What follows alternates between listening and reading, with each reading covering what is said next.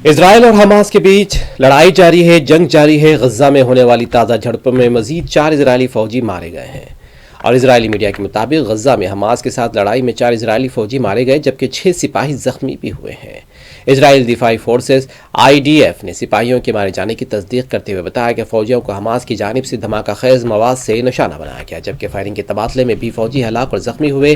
اسرائیلی media کا بتانا ہے کہ ہلاک ہونے والوں کی عمریں 19 سے 37 سال کے درمیان ہے، جبکہ زخمی ہونے والے 2 فوجیوں کی حالت تشویشناک بتائی جا رہی ہے۔ اور اس بیچ قیدیوں کی رہائی پر حماس کی لچک کے بعد 3 مدتی معاہدے کی راہ بھی ہموار بتائی جا رہی ہے۔ امریکہ کو توقع ہے کہ 2 ہفتوں میں معاہدے کی امید ہے۔ اسرائیل شمالی غزہ میں امدادی سامان کی ترسیل محدود کر رہا ہے، یہ اقوام متحدہ نے بھی کہا ہے۔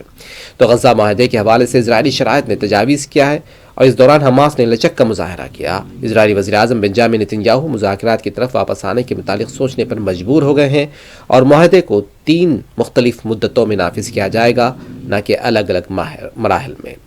تحریک حماس پہلے مرحلے میں قیدیوں کی فہرست حوالے کرنے پر راضی ہو گئی ہے۔ ثالثوں کو معاہدے کا متن موصول ہوا ہے، اور اس حوالے سے اسرائیل کا موقف کا انتظار کیا جا رہا ہے۔ نتنیاہو نے حماس کی مثبت پیغام کے بعد وزیر دفاع اور مذاکراتی ٹیم کے ساتھ ایک ہنگامی میٹنگ کی، اور اسرائیلی نشریاتی ادارے نے اس کا اشارہ بھی دیا ہے۔ 3 ہلاکتیں ہوئی ہیں، اس کی تصدیق خود اسرائیلی میڈیا نے بھی کی ہے۔